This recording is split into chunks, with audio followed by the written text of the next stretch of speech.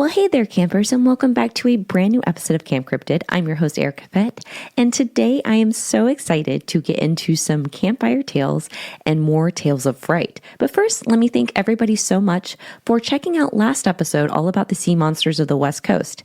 Now, today we are chatting about some real-life horror stories with a new set of Campfire Tales, which I am so excited about. These are some of my absolute favorite episodes to do, and I am so excited that we all get to bond over all of these creepy things going on in the world.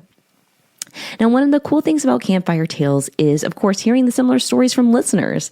And I love seeing comments and emails from you all, following up about other stories or your own stories, and also getting follow-ups on past episodes. So one of the recent episodes of Campfire Tales, there was a story from Mike in New Jersey about a terrifying howl in the woods and the eeriness around the forest and the silence after the howl, and how he just felt very, very uneasy in the woods after hearing this monstrous howl in the woods. Now, Mike did let us know, because I asked in the podcast episode basically if that howl in New Jersey happened in Jersey Devil territory, and Mike did confirm, yes, it did. So in that episode, I'll definitely have to link the past episode where we talked about Mike's story about in the woods, but I'll definitely have to post that. But yeah, he did confirm that it did happen in Jersey Devil territory, which we love. So yeah, for those of you listening that aren't familiar with the Jersey Devil and the legends of it, I'll definitely do an episode dedicated to the lore, and we'll dive into this cool little cryptid, and it'll be a lot of fun. But for today's episode, I have spooky stories from you listeners, ranging anywhere from ghosts, UFOs, and some other spooky tales of fright, which I'm super excited to get into. So today's first story is from Taylor, and Taylor says, "Dear Erica, I am a huge fan of the show and wanted to say great work on all of the episodes. I am sending one of my stories in for a campfire tale. A little background. I am a certified crime scene cleaner and have done it for many years. I am also an avid ghost hunter and cryptic enthusiast. I have enough scary stories to fill a couple of episodes, but this one is a non-professional story. The house my wife and I lived in Indiana was extremely haunted. Everything from electronics turning on by themselves to things being thrown off shelves. At the time, I was working third shift and came home in the morning to shower. My wife was still fast asleep, so I didn't want to wake her. As I was in the shower curtain was ripped open with enough force to cause me to jump back. I was expecting my wife, but she was still fast asleep in the other room. I tried recreating it, and I could not. The final straw was when my nieces came over, and the oldest looked behind me once, then again.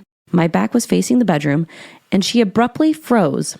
Then, without notice, started bawling and pointing towards our room. Her mother, my wife, nor I could get her to open up. Her mother then looked at me, white as a ghost, pun intended, and said, "There's someone back there. I just saw them." I, of course, searched and found no signs of anyone else in the house. It would have been impossible for anyone to make their way inside anyways.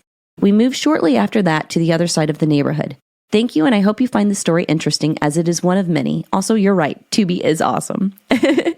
I'm so happy. Thank you so much. I know Tubi is the jam. I love me some Tubi. I always tell everybody Tubi is free, and it is an app that is so good if you like horror and sci-fi. There's tons of documentaries, and it also has a lot of exclusives, which I really, really love. But Tubi is my jam, and I literally love Tubi.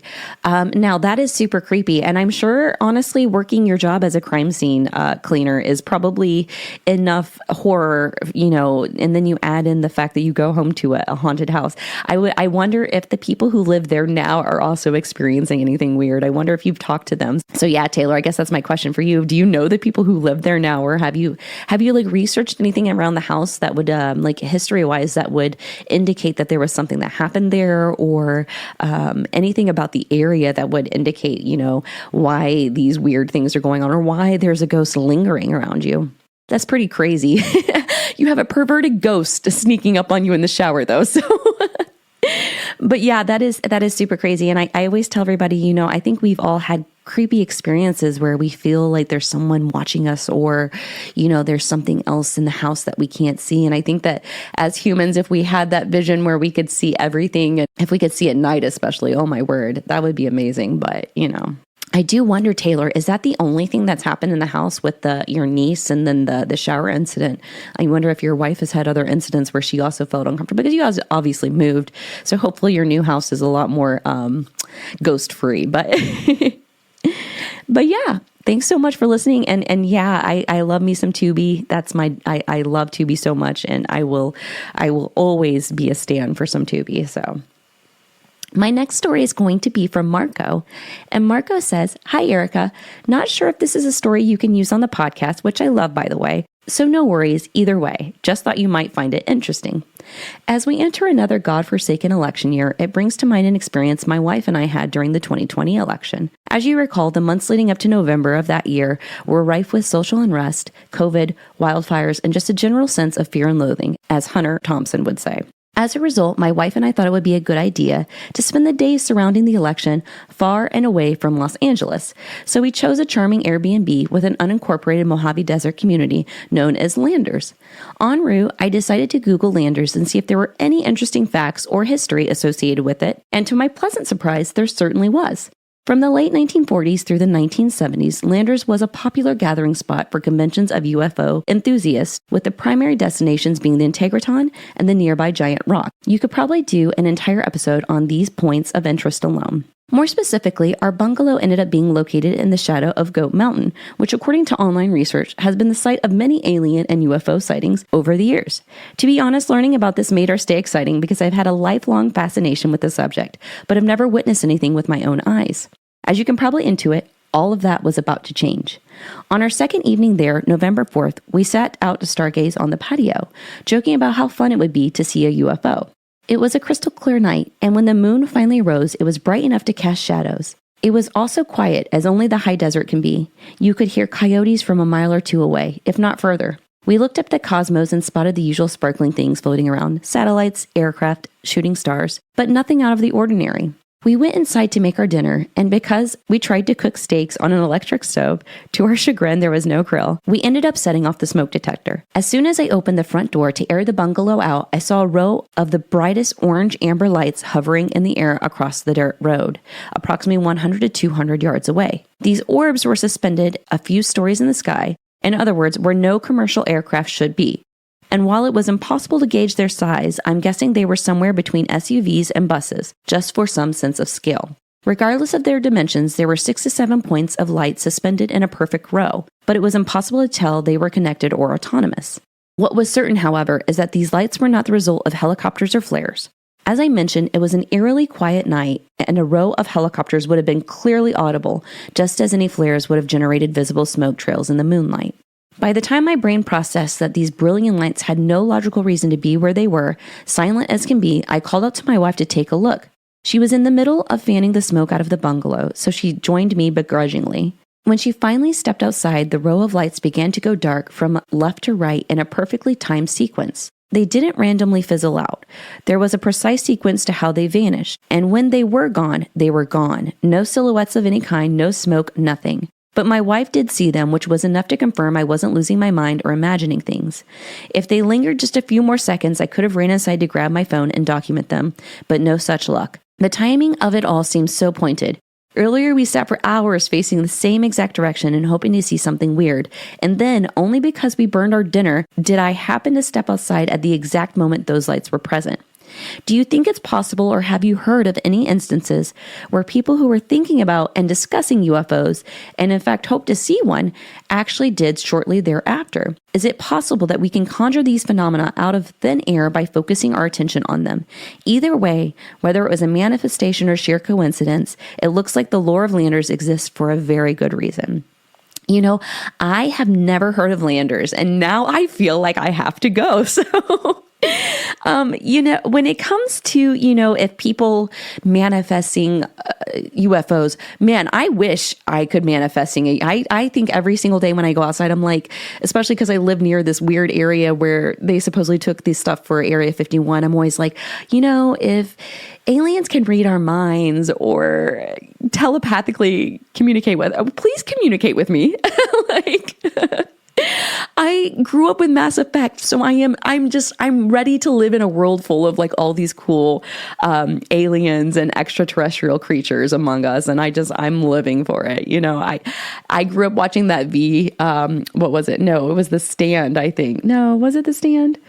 No, it was V, where they had I grew up watching that show where, you know, it was lizard people and they basically unzipped their skin and they were, you know, using human skin suits to hide that they were lizard people. I'm like, why hide that you're a lizard person? That would be so sick. But no, I've never heard of landers, and this is really cool. So if anybody's listening and you have any extra input for landers, or if you've seen anything as well, that would be amazing. I definitely think I need to go now. But yeah, I think there are so many stories about, you know, all of the lights that go on, like the Phoenix lights and stuff like that. So, I mean, that would be an incredible thing to see. And at least, you know, you have someone to back you up that you saw this. And, you know, it's so funny too, because I feel like sometimes when things happen, we're not prepared to see them, right? Like if someone has like a cryptid encounter of Bigfoot out in the wilderness, you know, people always say like, oh, well, the photos were blurry. But can I tell you how many variables can go into making those photos blurry? Like, especially because even if okay, let's say for me, example, I love the idea of Bigfoot and I love the idea of some other, you know, smart, intelligent creatures out there living on Earth, kind of undetected. And if I were out in the wilderness, right, and I see this giant, you know, 6 to 7 foot, well, you know, let's say like 7 to 9 foot, hairy, big creature walking. Despite me absolutely loving Bigfoot, it would be terrifying. And I don't know, like I bird watch. And so like out when I'm like, see a bird and I want to try to take a picture, I try to zoom in and I don't know if my iPhone 13 or whatever it is just awful, but my bird pictures always end up blurry. And I'm like, this is why like, it's like sometimes it's like understandable when people have like bad photographic evidence or people aren't prepared and don't have their phone available for these stories. And I feel it's kind of sad that people give people a hard time when they just try to tell their stories. But either way, I think that this is it's a cool story, and I'm so jealous that you actually got to see something. I always get my telescope out and I'm like, oh man, like what if when I was looking at the moon, I saw something like, and no, it never happens. But I'm going to keep trying to manifest it. Okay. Like Marco, I'm going to keep manifesting it. So hopefully one day I can see something. But no, this is super cool. I'll have to definitely do an episode on landers. And I know you said there were points of interest. So maybe I'll do a UFO episode on like some crazy areas in the United States where there are a ton of UFO sightings. And honestly, the high desert would be a place to see them. I can't imagine how beautiful it was to look up at the stars with like a low light pollution sky. So I'm very jealous. Now, my next story is going to be from Maddie. And Maddie said, hey, I started listening to your podcast a few days ago during work and I'm already caught up. I love it so much. I wanted to bring up a local cryptid that we have here in Tennessee. It seems like everyone has heard of it that lives around here, but it might be not as well known in places further away. In Adams, Tennessee, which is actually further west from the Appalachian Mountains, where many other creepy creatures are, there is a cave named after the Bell Witch. As a kid, everyone talked about the Bell Witch here. The Bell Witch could shapeshift, talk, and be in more than one place at a time. I believe they say it normally takes the shape of a wolf or a dog, but it can also be invisible. There is a lot of lore with this one, but it's super fascinating, and you can actually visit the Bell Witch Cave. I don't think the cave has much to do with the whole backstory.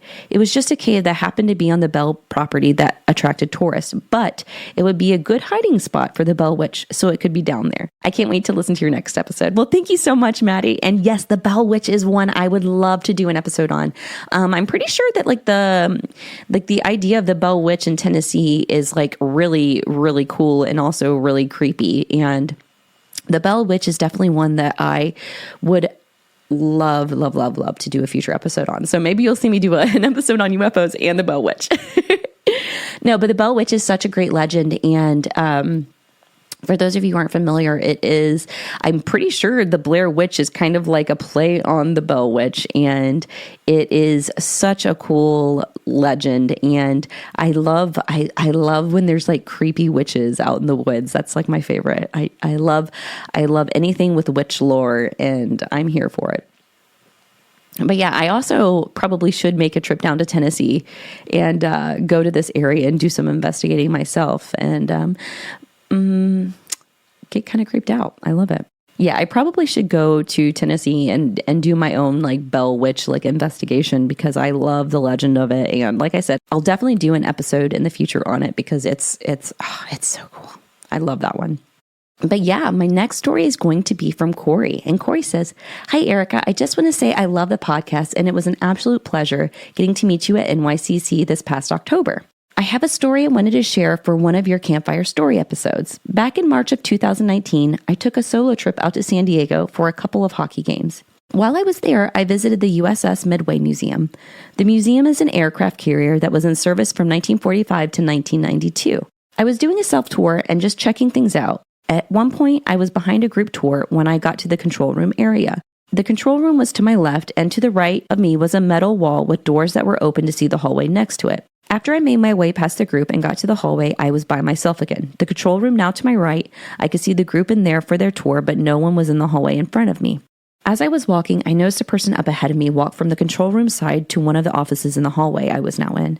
The person appeared to be in navy whites, so I thought it was just one of the staff. As I got to the door of the office I saw the person walk into, I was shocked to see the doorway to the office was completely covered with plexiglass. I instantly got chills and goosebumps. I texted my sister and asked her to check to see if the ship was reportedly haunted, to which she replied, "Yup." That's one trip to a museum I'll be sure to remember. Thank you for taking the time to read my experience. Keep up the amazing work. I look forward to your future episodes and your other content and a Gettysburg haunting. Thank you so much. Oh my gosh, Cory, thank you so much. First off, the USS Midway. I love going to San Diego. To me, it is one of my favorite cities in the entire world. Beautiful weather. It's just the vibe of the city. The people are so kind. Every time I go to San Diego for Comic-Con, I love it. I love everything about San Diego. So shout out to San Diego. Y'all are amazing. But also, the USS Midway is huge. I've never gone to the museum in there. And, I really need to. I've been to San Diego like 10 times over the past decade. And I really, really, really need to actually take time to go to that museum because every time I go, it's packed. But the Midway is monstrous. It's huge. It's massive. And honestly, it never really occurred to me to think that it was haunted. But why wouldn't it be, right? You go on any ship where it's like tiny hallways and it's confined. And it adds this feeling of I don't want to say claustrophobia, but it adds this feeling like you're kind of confined in the small place, which I think is also why I think that ships and ghost ships are so cool. Could you imagine? I've been on the Queen Mary, and that right there, I couldn't imagine being on an open sea, and being confined to the metal walls, right? It's so creepy, and I love it. So good. But yeah, the Midway, it's so cool. So now I feel like next time I go to San Diego, I'm going to have to take a tour, right? I'm going to have to go do some paranormal investigation of my own. And, I'm sure that people around San Diego, if anybody's been on the tour of the Midway, please let me know if you're listening, if you've had any creepy experiences or feel like you felt a little creepy or eeriness. Well, and also thank you so much, Cory, about a Gettysburg haunting. I am so excited about Gettysburg haunting. And, I guess while I'm here, I guess I can tell a little story about filming a Gettysburg haunting because it's not going to give away any of the story. And I think it would be really cool. But I always talked about a Gettysburg haunting. And for those of you who are listening who may not know, I am a part of a film coming out called A Gettysburg Haunting. And I'm a ghoul. I'm the ghoul in it. And I'm so excited. But part of me being a ghoul was us filming at 2 a.m. in the morning, right? And the one night we were filming, I'm referring to, we were out. It was an all-nighter. We were out until 7 a.m. I had to go wipe off 2 hours of makeup in the shower. But basically, we were in the middle of West Virginia, and this was an area that was so remote that people, their phones were in SOS mode. We didn't even have Wi-Fi half of the time, which for me, that was a great break. I love being disconnected. I always joke around about how I want to be off the grid, and I'd love to be one of those people who just lives off the grid. And that's my dream. I love it. But basically one of the scenes, I'm kind of this is oh God, this was probably at this point 3, maybe almost 4 in the morning, right? And we're in these woods in West Virginia, and and the area we're at is, you maybe go half a mile and you'd find another house. But these houses are very spread out in this very dense forested area. So, I mean, it is very creepy. I mean, I remember going up to the property that we were filming the main scenes in, and I was like, this is so creepy alone. Like, I feel like we don't, like, this is like a perfect setting for a horror movie. Like, holy moly. Like, if something creepy happens to us here, I'm not going to be surprised. So we were out in the middle of the woods, and for one of the scenes, I'm like further back from everybody because I basically had to move from place to place. And while I'm out in the woods, and I'm like, I'm probably like, probably like 150 feet away from everybody. Like, I'm off in the distance, like far, far back, basically. Like I'm like far back to where I'm like completely out of focus for the shots, right? And as I'm sitting there and I see everybody, I can't hear anything they're saying really unless they yell at me. And I'm just standing behind this tree, right? And I'm just sitting there waiting for my mark. And I just get this weird feeling behind me. And it's just dark forest, right? And this is like forest where if you expected there to be like people like Hills Have Eyes just like lingering in the forest and like coming out, this is exactly what I would imagine.